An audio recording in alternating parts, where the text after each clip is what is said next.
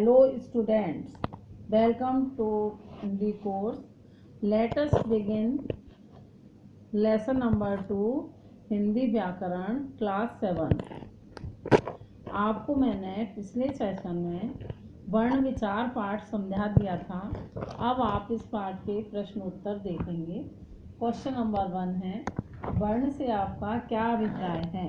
Answer, वर्ण भाषा की वह सबसे छोटी इकाई है जिसके टुकड़े नहीं किए जा सकते।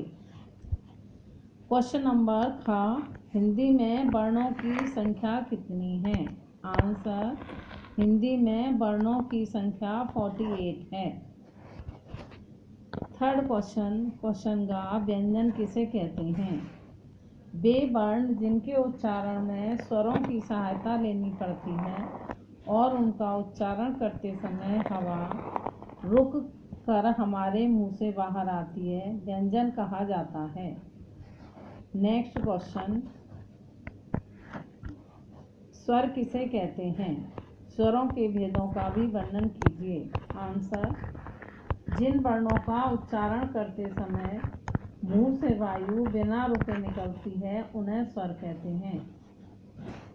नेक्स्ट क्वेश्चन, ऊष्म व्यंजन किसे कहते हैं? वह कितने प्रकार के होते हैं? आंसर, वे व्यंजन जिनका उच्चारण करते समय मुंह में ऊष्मा अर्थात गर्मी पैदा होती है उनको ऊष्म व्यंजन कहा जाता है। क्वेश्चन नंबर 6, अंतस्थ व्यंजन की परिभाषा दीजिए। वे व्यंजन जिनका उच्चारण स्वरों तथा व्यंजनों के मध्य होता है उन्हें अंतस्थ व्यंजन कहा जाता है। अयोगवाहक किसे कहते हैं? जिस ध्वनि चिन्ह का उच्चारण हा के समान होता है उसे अयोगवाहक कहते हैं। विसर्ग भी इन्हें कहा जाता है। इनका प्रयोग शब्द के अंत में किया जाता है, अतः इन्हें अयोगवाह भी कहा जाता है। क्वेश्चन नंबर जा, संयुक्त व्यंजन किसे कहते हैं? दो उदाहरण देकर स्पष्ट कीजिए। कुछ ऐसे व्यंजन जो दो व्यंजनों के संयोग से बनते हैं उन्हें संयुक्त व्यंजन कहा जाता है, जैसे क्षत्रिय, क्षमा, पत्र आदि। क्वेश्चन नंबर झ, अनुसार, अनुनासिक, विसर्ग को उदाहरण सहित स्पष्ट कीजिए। सबसे पहले आप अनुसार देखेंगे। जब हम किसी वर्ण का उच्चारण करते समय नाक से हवा निकालते हैं तो उस वर्ण के ऊपर बिंदु अंकित किया जाता है, उसे अनुस्वार कहते हैं। जैसे अंक, हंस, गंगा, रंग आदि। अब हम अनुनासिक देखेंगे। जिस वर्ण का उच्चारण करते समय हवा मुंह और नासिका में से निकलती है उस वर्ण के ऊपर चंद्र बिंदु लगा दिया जाता है, इसे अनुनासिक कहा जाता है। जैसे 5, आँख, दांत आदि। अब रहा लास्ट विसर्ग। जिस ध्वनि चिन्ह का उच्चारण हा के समान होता है उसे विसर्ग कहते हैं, जैसे अतः, प्रायः, पुनः आदि। अब आप क्वेश्चन नंबर 2 पर आइए।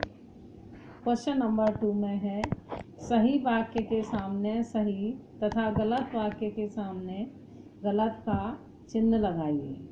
आप यहाँ सही और गलत लिख लेंगे। हिंदी वर्णमाला में कुल 48 वर्ण हैं सही। हिंदी में कुल 13 स्वर हैं गलत, क्योंकि स्वर 11 होते हैं। थर्ड वाला देखो, व्यंजनों का स्वर के बिना कोई अस्तित्व नहीं होता है। करेक्ट है ये। स्वर व्यंजन स्वरों की सहायता से ही बोले जाते हैं। अब अनुसार वर्णों का उच्चारण नाक तथा मुंह से होता है सही। वर्ण भाषा की सबसे छोटी इकाई है सही। वर्णों के टुकड़े भी किए जा सकते हैं, बिल्कुल नहीं किए जा सकते, इसलिए ये गलत है, गलत लिखिए। वर्णों को अक्षर भी कहा जाता है सही। अब थर्ड क्वेश्चन में नीचे दिए गए वर्गों में जो भी वर्ण आते हैं उन्हें लिखिए। क्वेश्चन नंबर का कवर्ग। कवर्ग के अंतर्गत 5 वर्ण आते हैं, क, ख, ग, घ और अंग। चवर्ग के अंतर्गत च, छ, जा, झा, या ये 5 वर्ण आएंगे। अब अगला वर्ग है टवर्ग, ट, ठ, ड, ढ, अणा, ये 5 वर्ण आपके टवर्ग में आए। तवर्ग त, थ, द, ध, न। पवर्ग प, फ, ब, भ, म। अब आप अगले क्वेश्चन में देखेंगे, क्वेश्चन नंबर 4 में श्र, त्र, ज्ञ और छा का प्रयोग करते हुए दो शब्द बनाने हैं। दो शब्द बनाइए।